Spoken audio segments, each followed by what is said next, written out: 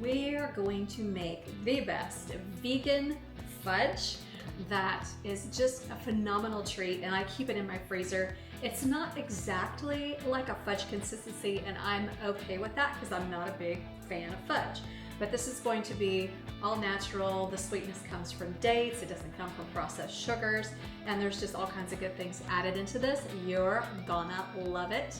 Let's get started. So I'm going to start, I'm using the mini bowl in my food processor because I have a pretty big food processor. If you have a smaller one, that's okay, but you're just going to take some dates, and I always buy them with the pits in them because they're fresher that way. And I'm just gonna pull out the pits and put 6 dates in my food processor. There I go, 6 dates all taken care of in my food processor, and I buy my dates in bulk when I go to Costco. These organic medjool dates are absolutely fabulous. And then everything else just gets added here. I have a half cup of dark chocolate that I melted in the microwave for about 50 seconds, and that goes in as well. Use the darkest chocolate that you can handle. I like 90% chocolate, but this is about 75%. And then I have a 1/4 cup of raw cacao. You can use regular cocoa powder, raw cacao, just the unprocessed version. I have a 1/2 teaspoon of cinnamon,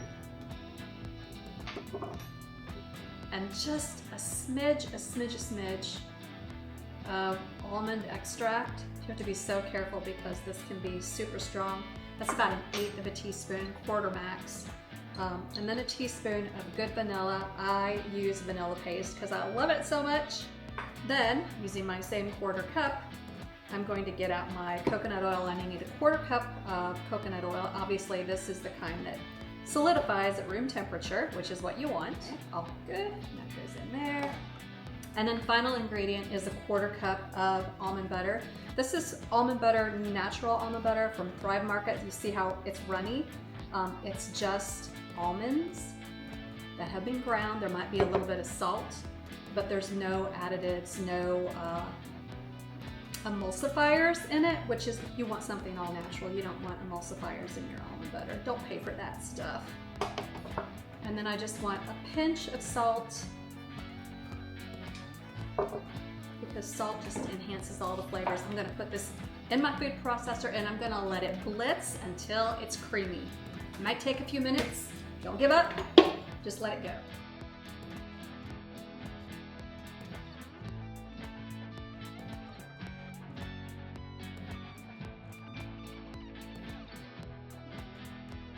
All right, that is about the perfect consistency. It has a small amount of texture in it still from those dates. If you want to let it go even longer so that it's even smoother, you go right ahead. I'm too impatient for that. So I'm gonna go ahead and pour mine out. Now I would recommend maybe a loaf pan will give you a bit thicker of a slice. I'm using this really small sheet pan. It's just kind of like one of those trays that you serve burgers on and things. It's a small tray, but a sheet pan or a loaf pan works perfectly well for this amount of fudge. And this is so good. You're gonna wanna lick the spoon because it's that delicious. And then just spread it out, either in a pan like this, or if you're using a loaf pan, just make it as even as possible. And I do mine on parchment paper, that way it's really easy to pull out, because you're gonna freeze this. It's really easy to pull out of the freezer and cut it.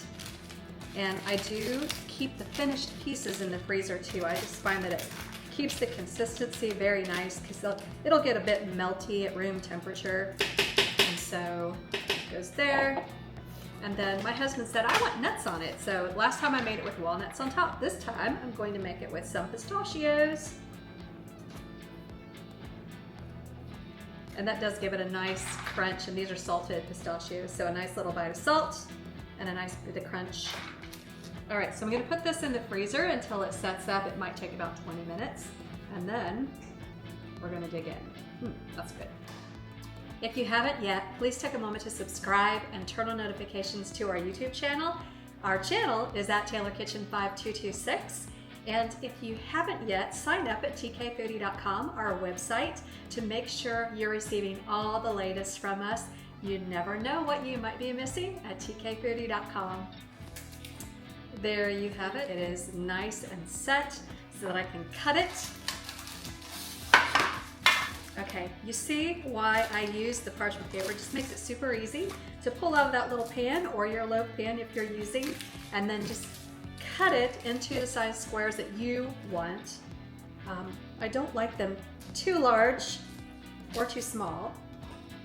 I like them just right, like Goldilocks. I'm gonna cut off a little sliver for myself down here, but this stuff, wow, it's so good. I really like the pistachio on here, and those dates give it the perfect sweetness. Not using the chocolate that's dark, not too sweet, so all the sweetness comes from the dates, and you get that little bit of almond butter in there, which is the perfect combination. Everything melds so well together in this fudge. So make this for yourself, keep it in the freezer, pull out little nibbles like this whenever you want a sweet bite that is actually not bad for you. And check out the recipe. It's on tkfoodie.com.